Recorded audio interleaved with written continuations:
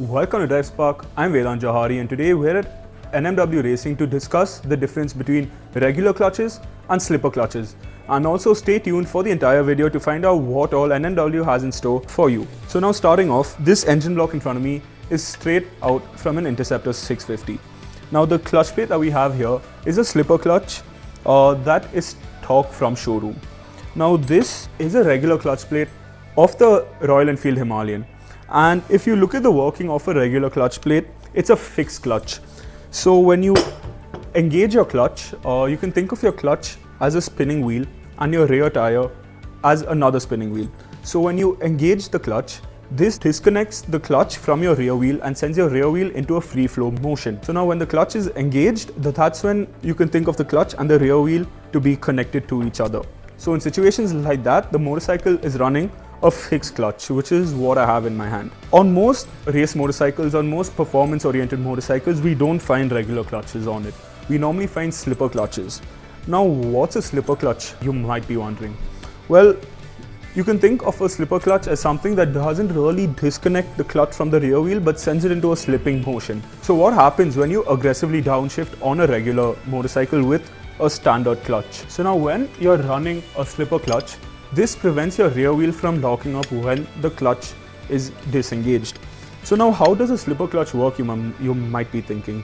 Well, unlike a regular clutch, when you press it or release it, it's like a straight disconnect to your rear wheel. So once you're on throttle, the clutch sits closed like how it is right now. But the moment the clutch is pressed in, it's not like the whole clutch opens up. Instead, when you press in the clutch, it just opens up a little bit to like this level.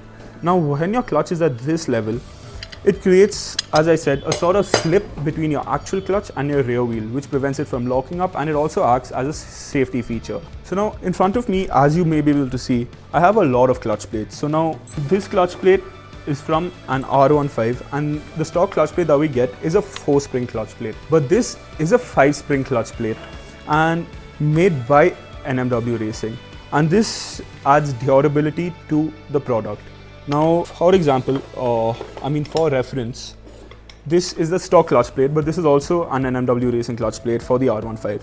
So with the 5-spring one that I have on this, it also feels a lot more sturdier and it doesn't rattle around as much as the 4-spring one. Moving on, we have these 3 unique looking clutch plates, which honestly to me look like, the center looks like a rotary engine to me.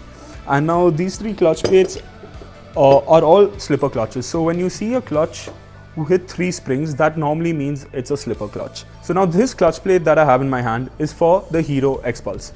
Now it also can be used for the family that follows the X-Pulse, such as the Honda Unicorn, the Impulse, the X-Pulse 2V and even the X-Pulse 4V. Now these 2 clutch plates over here, now these are compatible with the NS200 and the KTM 200s.